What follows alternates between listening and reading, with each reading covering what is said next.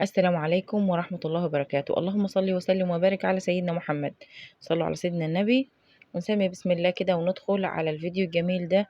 وطريقة اقتصادية جدا جدا، اعتبريها جاتوه، اعتبريها تورتاية، اعتبريها حلا حلو. مفيش يعني في طعامته في جماله في هشاشان الكيكة بتاعته، ناجح مليون المية، اقتصادي جدا جدا. هتعمليه في أقل وقت وهيشرفك في عزومة، لو عيد ميلاد، لو مناسبة حلوة، لو هتعملي لولادك في البيت. أفخم المحلات الحلواني بتعمله وبمبالغ طائلة، لكن انت هتعمليه بطريقة اقتصادية في البيت. أنا كنت عاملاه وعاملة جنبيه بسبوسة، الطريقتين كانوا جمال أحلى من بعض. فإن شاء الله جربوها وبإذن الله هتعجبكم جدا جدا جدا.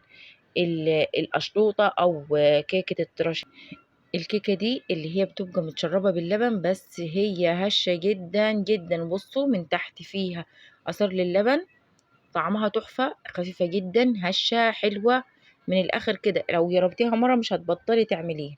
الكيكة دي أنا مشهورة بيها في عيلتي، وسط قرايبي، وسط أهل بيتي، وسط الكل بيشكر فيها. الطريقة بسيطة جدا. أول حاجة بنجيب كوباية كبيرة كده من السكر، ونكون محضرين طاسة أو حلة أو أي إناء أنت هتستخدميه، وتحطي كوباية السكر، ويفضل طبعا لو كان سكر أبيض حلو كده فهيديك النتيجة أحلى.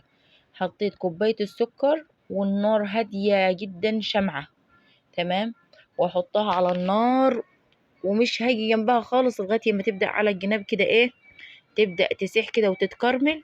ده هيكون الكراميل أو صوص الكراميل اللي هنعمله ايه لل اللهم صل وسلم وبارك على سيدنا محمد، نزين بيه التورتايه كده ويديكم الشكل اللي انتوا شفتوه في أول الفيديو. أول ما هتبدأ تسيح معايا وتتكرمل هبدأ أقلب فيها. امشوا معايا بالخطوات وإن شاء الله الطريقة أبسط مما تتخيلوا والنتيجة أروع مما تتصوروا. هنا بدأ السكر معايا يسيح وبدأ يتحول لكراميل اهو زي ما انتوا شايفين. لو الحبات كده اتكتلت ما تقلقش خالص، ده علشان بس السكر الجزء اللي فيه بيسيح مع الجزء اللي لسه ما حصلش كده او ما خدش درجة حرارة معينة، كله ده هيسيح معانا وهيبقى لونه كراميل حلو جدا. احلى كراميل ممكن تعمليه في البيت. ممكن كمان تعملي كمية وتحتفظي بيه كده في جزازة الكراميل أو في جزازة عندك، أي جزازة نظيفة كده فاضية، وتحطيه في باب التلاجة تستخدميه لتزيين التورت، تزيين الحلويات، فهيكون حلو معاكي جدا وهيكون موفر معاكي جدا. بصوا بدأ اهو يسيح تدريجيا، ماشيين خطوة بخطوة. الطريقة أسهل مما يكون زي ما قلت لكم، بس النتيجة روعة. الكراميل وطريقته أنا بدأت بيها علشان يبدأ يبرد ويهدى، عشان أزين بيه على الكريمة. ما أحطه على الكريمة مش هيسيح لي الكريمة ولا حاجة. اول ما بدأ يسيح معاه ويبقى بالشكل ده، كل التكتلات اللي فيه دي هتسيح تماما زي ما انتوا شايفين. محضرة هنا كوباية لبن وفيها معلقة من النشا، كوباية لبن وفيها معلقة من النشا، وعندي هنا معلقة كبيرة كده من الزبدة، زبدة او سمنة، دي سمنة للأمانة، سمنة مش زبدة. لو عندك زبدة حطي او عندك سمنة حطي، الاتنين ماشيين زي الفل. حطيت اهو معلقة مليانة، المعلقة الاولانية ما كانتش مليانة حلو، فما يعني مليتها كويس وحطيتها. اول ما تبدأ تحط السمنة هتيجي ايه تعزل كده بسيط او تفصل بسيط، ما تقلقيش، كملي وكله يمتزج ببعضه وهيبقى تمام التمام. الصوص ده جميل جدا جدا جدا، وخلي بالك ما ياخدش منك لون، لان لو خد لون معاكي او ازداد في السوا بتاعه هيمرر. لازم تكوني ملاحظاه، وانا قلت لكم هبدأ اعمل فيه لان هو يعتبر هو اللي عايز ايه انتباه شوية وتركيز شوية عشان ايه يديك النتيجة حلوة جدا. هبدأ اقلب في الصوص كده. وهنا خلاص بعد ما بدأ الصوص بتاعي يندمج، الكراميل بتاعي يندمج مع السمنة، هنزل عليه باللبن تدريجيا تدريجيا كده، وانا برضو بقلب كده مستمرة في التقليب. كل حاجة لما بتاخد وقتها وما تستعجلش عليها، تديكي نتيجة حلوة جدا وهتديكي نتيجة مبهرة. عايزة اقول لكم النار تحت الطاسة دي شمعة، شمعة تكاد لا تذكر. طبعا خلي بالك سكر متكرمل وعليه لبن، فتش على طول التشة دي بتاعت اللبن ممكن تشويلك ايدك. فانت خلي بالك كده عشان ايه ما تقولش الله يسامحك يا ام احمد بسببك ايه ايدي اتلسعت. فانت خلي بالك كده، حطي بالراحة وانتبهي كده على ايدك وبعدي ايدك شوية. بصوا مجرد ما حطيت اللبن اتكرمل وخلاص كده، هطفي عنه واحطه في حاجة يبرد في التلاجة. عندي هنا في الخلاط حطيت حوالي 5 بيضات. البيض ده وزاري كبير مش صغير، البيض حجمه كبير حلو. حطيت ال5 بيضات كده بالشكل ده وبدأت اضربهم في الخلاط. لسه انا ما ضفتش اي حاجة خالص، انا يا دوبك بضرب البيض في الخلاط، عايزه يديني كده فوم ويعلى كده معايا في الخلاط ويبيض، علشان ابدأ احط السكر معايا هنا. لان طبعا الكراميل مسكر زيادة، فما تكتروش من السكر علشان ما تبقاش طعمها لاذع. هي نص كوباية، مش نص كمان، كامل من السكر. راعوا ان هيتحط فيه لبن، هيتحط للتسجية بتاعتها لبن ومحلاه بالسكر، وان الكراميل مسكر عشان ما يبقاش طعمها يجزع.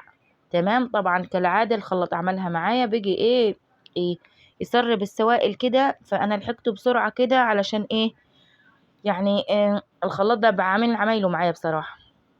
نرجع لمرجوعنا. انا حضرت هنا كوبايتين من الدقيق، وعليهم دقيق متعدد الاستخدامات، دقيق درجة أولى براحتك.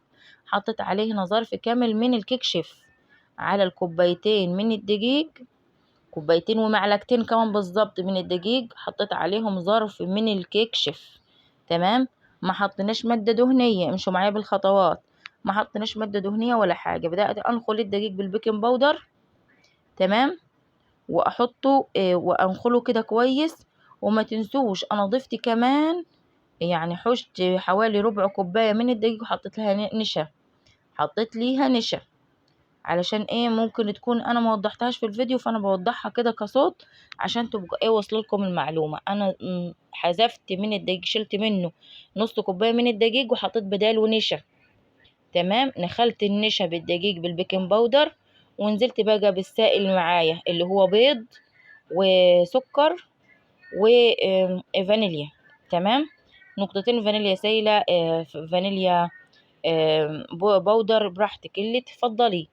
هنا بدأت أقلب في المكونات. طبعا هتلاحظوا ان المواد الجافة اكتر من المواد السائلة، ما تقلقوش خالص. هنحط هنا حوالي مغرفتين او مج وسط، مج بتاع الشاي كده، لبن مغلي. لبن مغلي، ركزوا معايا، لبن مغلي هو اللي هيديك القوام والارتفاع، وهيخلي لك الكيك بتاعك فاتح وهيخلولك زي الفل. بصوا انا حطيت كوباية او مج لبن مغلي. مج مش نفس المعيار، لا مج مش نفس المعيار، المج اللي انا كنت حاطه بيه كله، لا، لبن مغلي. غليته وهو بيغلي كده، حطيته على الكيك وقلبت بسرعة، ما تقلقيش مش هيسويلك البيض ولا حاجة. حطيتها في الفرن كده، خدت معايا حوالي 25 ل 30 دقيقة في الفرن، وطالع هش وخفيف كده ولا حطينا مادة دهنية ولا حطينا اي حاجة خالص غير الحاجات اللي احنا شرحناها في الفيديو. تمام. بصوا الكيك طالع كيك اسفنجي هش جدا، خفيف، روعة.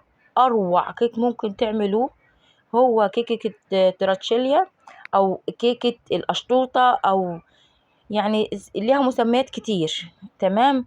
او الناس بتسميها الكيكة اليابانية. فهي حلوة جدا جدا جدا وخفيفة وهشة. انا هبدأ اخرمها كده بسن السكين علشان لما اجي اشربها. دي كانت طبعا بردت معايا تماما، انا وبعمل كده كانت يا دوبك دافية دفيان.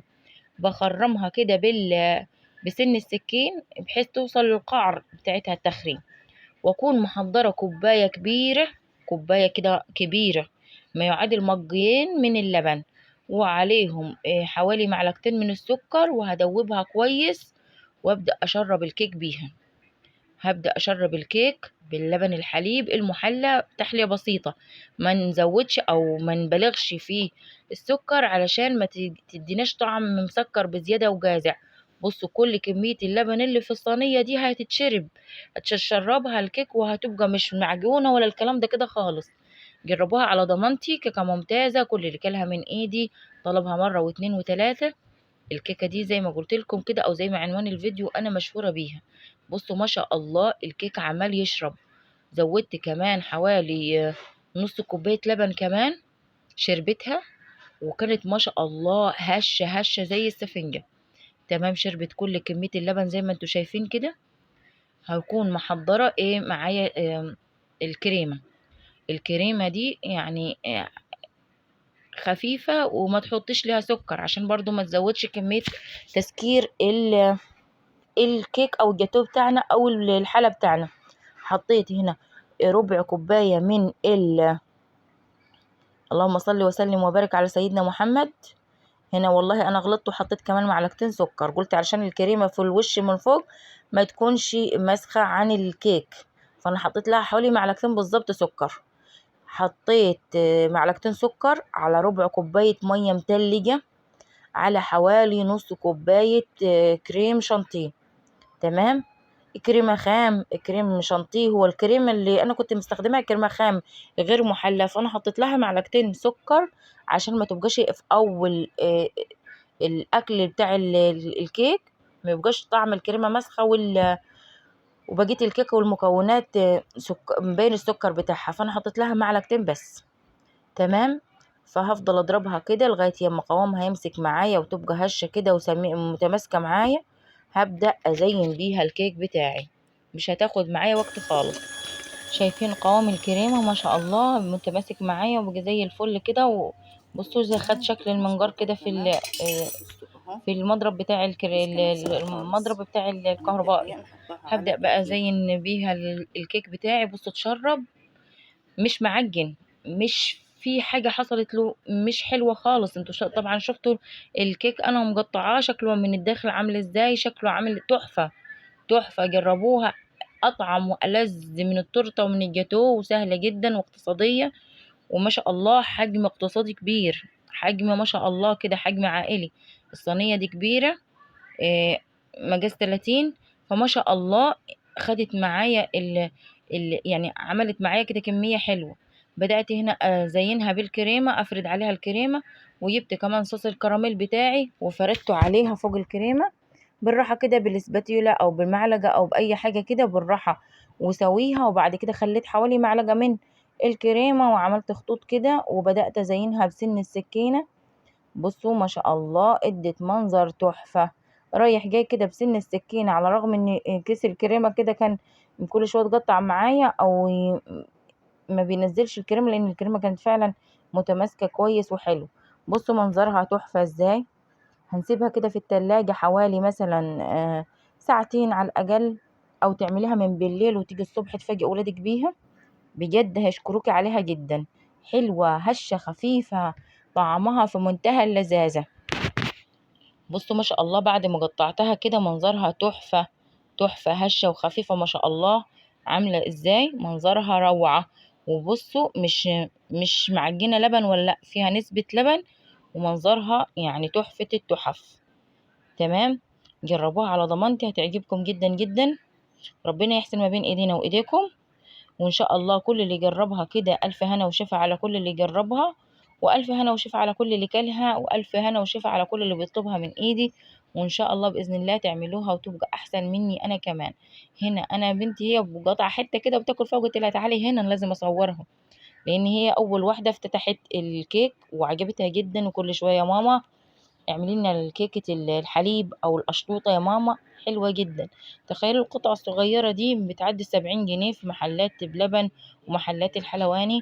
انت هتعمليها ببيتك مش هتتكلفي 50 جنيه على بعضيهم، مش هتكلف 50 جنيه. اللبن والسكر والبيض مش هيكلفوك 50 جنيه، وهتعملي احلى حلا لولادك، هش وخفيف وناجح 100%، وبكمية وفيرة واقتصادي. وإن شاء الله هيعجبكم. ربنا يحسن ما بين إيدينا وإيديكم، جربوها إن شاء الله مش هتندموا. والسلام عليكم ورحمة الله وبركاته.